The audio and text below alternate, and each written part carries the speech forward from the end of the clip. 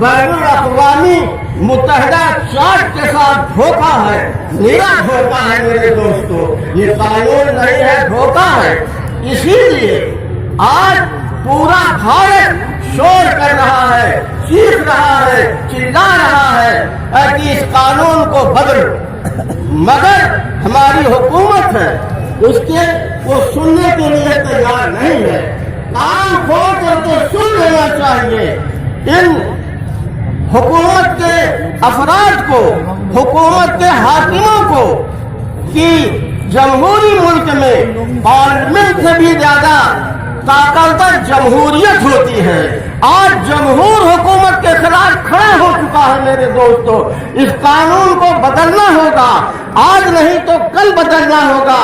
जब तक ये कानून बदलने का नहीं, हम अपने इस एहतजाज को जारी रखेंगे और उम्मीद रखते हैं कि ये एहतजाज जो होगा अमन और सुकून के साथ होगा, वक़ार के साथ होगा, मतानत के साथ होगा। और पूरी कौम को इस वक्त खड़ी है, पूरे मुल्क में खड़ी हुई है, इसमें कोई तफरीक नहीं है।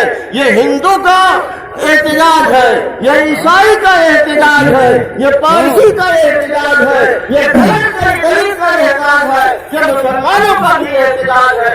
हर मुसलमानों का एहतजाज नहीं है, पूरी कौम का एहतजाज है। इसको सुनना पड़ेगा, आज नहीं तो कल सुनना पड़ेगा मेरे दोस्तों। शर्त यह है कि आप अपने हौसले को बुलंद रखें, अपने अज़ान को बुलंद रखें और अपने आराम को कायम रखें।